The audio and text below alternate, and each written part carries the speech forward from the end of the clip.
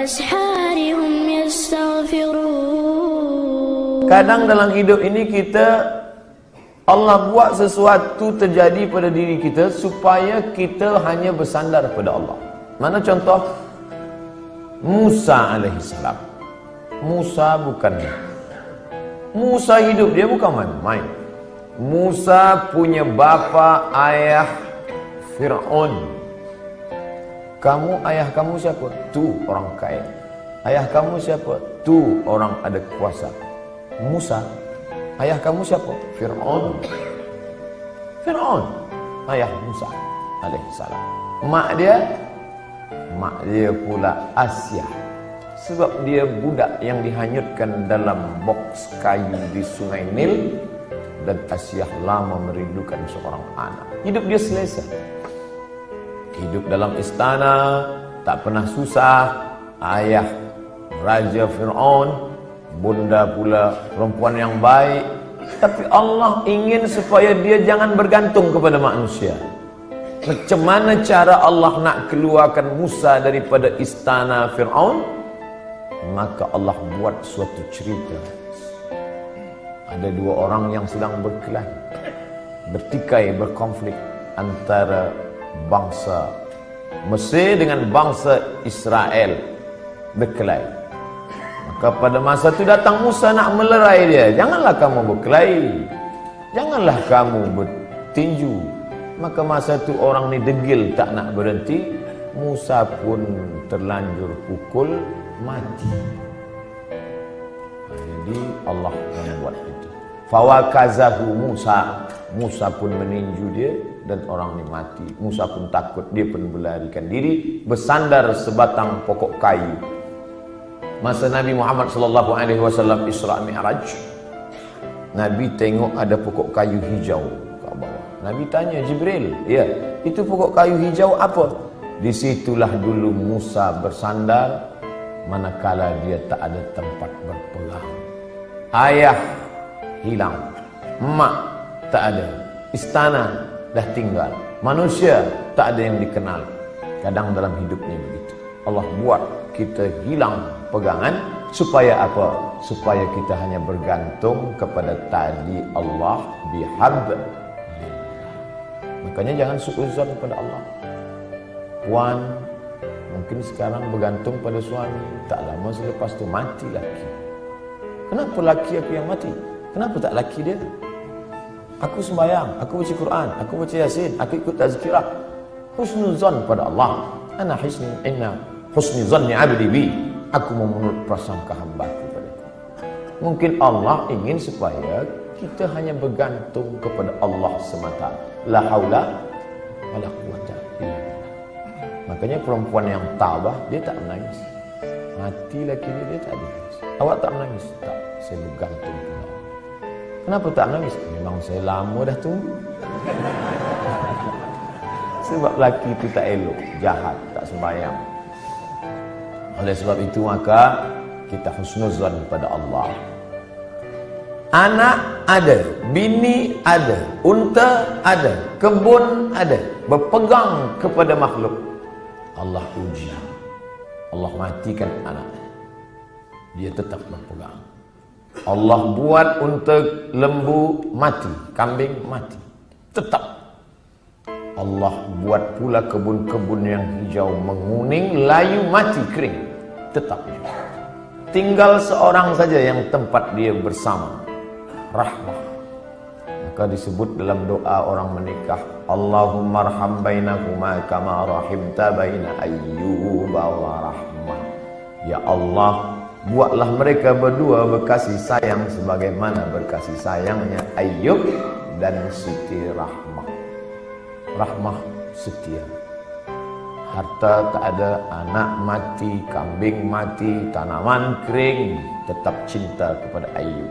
Sampai masa ujian, di bawah ujian, jatuh serendah-rendahnya dari kaya raya, hilang semuanya, datang penyakit kulit berulat daging, tetap juga. Namun meminta kepada Allah tidak, malu dia. Ayub tak ada minta pada Allah, ya Allah, dulu aku elok rezeki banyak, ini kenapa anak mati, tanaman mati, kering, onta mati, datang pula penyakit kulit, salah aku apa? Tak ada Ayub marah kepada Allah. Sampai akhirnya rahmah tak tahan. Apa kata isteri Ayub? Berdoalah pada Allah Ayub, mengadulah pada Allah. Apa kata Ayub? Rabbi anni massani ad-dur wa anta arhamur rahimin. Rabbi, ya Allah, anni, sesungguhnya aku, massani ad-dur, terkena penyakit, wa anta arhamur rahimin, engkau maha sayang di antara yang penyayang. Tak ada dia mengadu, dia tak ada minta, dia hanya bercakap saja, ya Allah, aku kena penyakit. Tak ada dia minta, ya Allah, sihatkanlah aku dah tak tahan lagi dah. Dia hanya berkata, aku kena penyakit dan engkau maha sayang di antara yang sayang. Maka saat itu apa kata Allah? Urkut birijlika, tumit engkau pijakkan ke tanah, keluarlah air memancar, mughtasalun baridun, air yang sejuk, dia mandi sehat walafiat, dibalikkan Allah lagi semua yang hilang. Bersandar, berpegang kepada Allah. Tak ada jalan lain.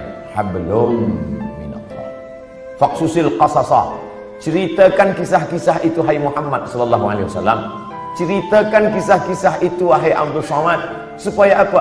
La'allahum yatafakkarun. Supaya manusia ni berfikir, jangan dia sangka dia saja yang diuji Allah. Bahawa nabi-nabi dulu pun ujian hidupnya luar biasa. Mereka luar biasa. Kalau Ustaz Abdul Somad biasa di luar. Di Sumatera, di Kalimantan, di Sulawesi, di Papua, saya bagi tazkirah di luar. Orang dalam masjid, saya di luar. Di Padang, di Malaysia, alhamdulillah di dalam. Berpegang kepada Allah Subhanahu wa taala. Datang risau susah hati. Kemana risau hati nak dialamatkan? Ambil air sembahyang, menghadap kepada Allah, angkat dua tangan, Allahu Akbar. Kadang ada orang ini, dia nampak kita tenang, macam tak ada masalah dalam hidup, tapi dia tak sembahyang, dia tak baca Quran, dia tak berzikir. Kenapa dia tenang? Rupa dada. Patutlah tenang. Nak gila dah. Tidak ada jalan lain. Sebenarnya orang yang minum khamar tu yang nak dia cari apa? Ketenangan. Orang yang pakai dadah tu sebenarnya yang nak dia cari apa? Ketenangan. Orang yang makan itu ini sebenarnya ketenangan. Maka ketenangan semua ini palsu. Ketenangan ini tidak ada yang betul. Saya sampai office pukul 7.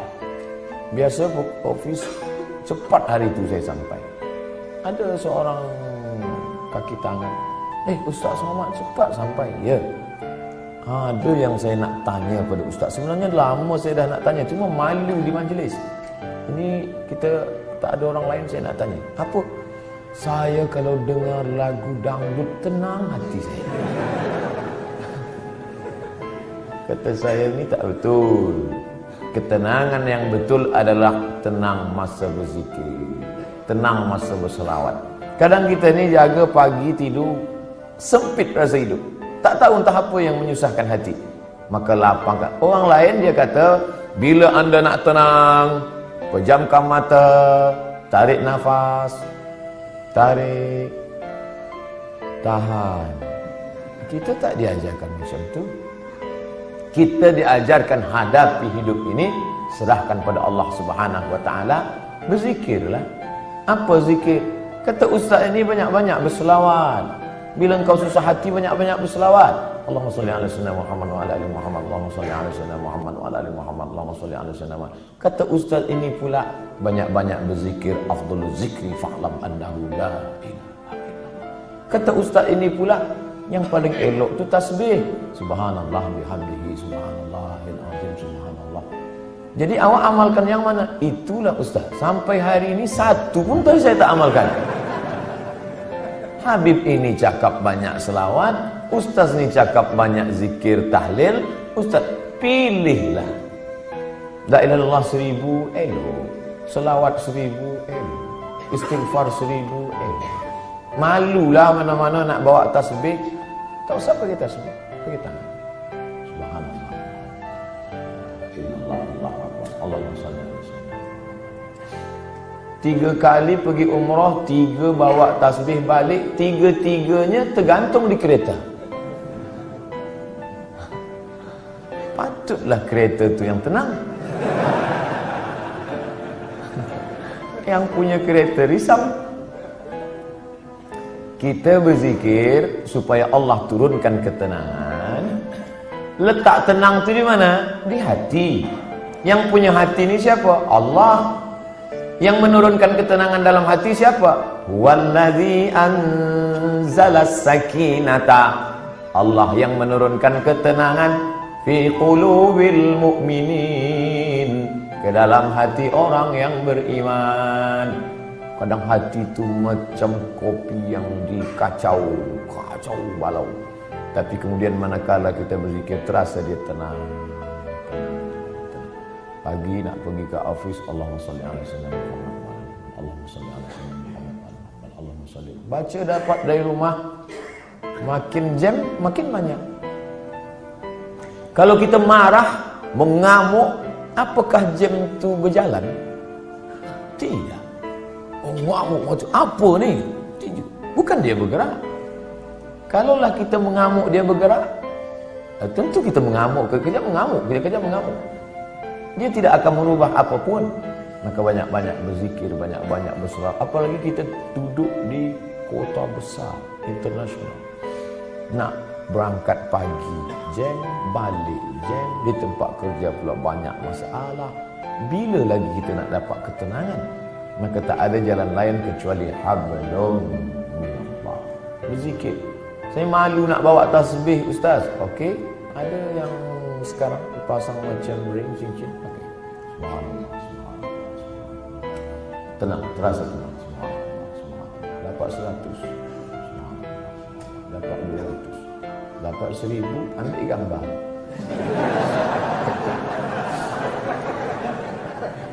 Langsung upload. Alhamdulillah dah 1000 pagi ni. Bukan itu. Kita ni beramal bukan nak tunjuk pada orang. Kita beramal untuk kita dengan Allah. Itulah yang disebut dengan hablum minallah. Merasa sunyi di tengah keramaian. Ini ramai, banyak orang, tapi kita merasa sunyi sebab kita berdua sahaja dengan Allah. Manakala kita sendiri, sunyi. Dalam kereta sunyi, tak ada orang, tapi kita pun merasa ramai. Saya ustaz, walaupun saya balik dari office sendiri, seorang saja, tapi saya merasa ramai. Dengan siapa? Ada Michael Jackson, ada Bryan Adams. Bukan dengan dia, tapi kita bersama dengan Allah. Hablum minallah. Kira-kira orang-orang soleh itu apakah tak ada takut dalam hatinya? Sahabat-sahabat Nabi itu apakah tak ada risau dalam hati dia? Abu Bakar Siddiq bukan tangguh, dekat dengan Nabi SAW, berdua. Orang pertama masuk Islam lelaki Abu Bakar, perempuan Khadijah, budak kecil Sayyidina Ali. Hamba sahaya, ini orang paling dekat dengan Nabi. Tapi manakala dia berada di Jabal Thawr dan dia tengok kaki orang kafir Quraisy, sikit lagi nak tangkap kaki dah nampak. Dan orang kafir Quraisy maaf cakap, terkencing. Dia kepala dia tengok ke atas, maka tak nampak. Andai dia tengok ke bawah, dia nampak Abu Bakar. Waktu itu Abu Bakar datang. Apa kata Nabi SAW? La tahzan, innallaha ma'ana. La tahzan, jangan cemas, jangan takut, jangan sedih. La tahzan, don't be sad. Itulah yang jadi buku bestseller yang ditulis oleh Aid Al-Qarni dalam banyak bahasa, termasuk bahasa Melayu, bahasa Indonesia, ditulis asli original bahasa Arab. Jangan takut wahai Abu Bakar. Apa pelajaran yang dapat kita ambil daripada perjalanan Rasulullah sallallahu alaihi wasallam ini? bahwa orang selevel Abu Bakar pun yang dijamin masuk surga, tetap dalam hatinya ada rasa takut, ada rasa cemas, ada rasa sedih, ada susah hati. Jadi kalau ada orang, aku selepas banyak berzikir ni memang tak ada takut lah. Awak tak usahlah dusta. Abu Bakar pun takut, apa lagi awak abu-abu? Ustaz Somad ada rasa takut? Ada. Kenapa kita hilangkan itu dengan banyak berzikir? Mengusir, menghalau dia dari hati kita. Inilah yang disebut dengan hablum minallah. Innallaha ma'ana. Abu Bakar jangan takut. Idhuma fil ghari. Huma, mereka berdua. Idhuma fil ghari, ketika mereka berdua berada di dalam gua. Idh yaqulu li sahibihi, ketika ia berkata kepada sahabatnya, la tahzan, jangan takut, jangan khawatir, jangan cemas, jangan ngeri. Innallaha ma'ana, Allah bersama dengan kita. Itu juga yang terjadi pada Musa alaihissalam. Ketika Fir'aun mengejar dari belakang, di hadapan mereka laut merah. Maju ke hadapan, mati tenggelam laut merah. Balik ke belakang, akan ditangkap oleh Fir'aun beserta bala tenteranya. Kemana nak pergi? Apa kata orang Bani Israel? Inna lamudrakun. Musa, sekali ini kita memang mati, Musa. Tengok dia ke belakang. Tengok belakang Musa. Itu Fir'aun dah nak tangkap kita. Di hadapan kita pula laut merah. Inna lamudrakun. Kita akan ditangkap. Apa kata Musa? Kalla. Tidak. Inna ma'iya Rabbi. Bersamaku ada Allah. Beza jawaban Musa dengan Muhammad SAW. Coba kita tengok bunyi. Kalau Muhammad SAW, Innallaha ma'ana. Allah bersama kita. Kita ramai. Kalau Musa ada, Inna ma'iya Rabbi. Bersamaku, aku saja, kamu tidak. Kenapa beza cakap Musa dengan cakap Muhammad SAW? Kerana sahabat Musa berbeza dengan sahabat Muhammad. Sahabat Muhammad ketakutan. Orang yang ketakutan, kita bagi dia semangat. Jangan takut, Allah bersama kita. Sedangkan sahabat Musa, mereka menakut-nakutkan saja. Musa, nampaknya tertangkaplah kita ni.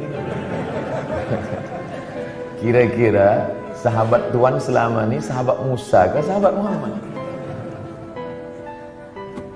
Bila kawan kita itu ketakutan, pakai jawaban Muhammad SAW.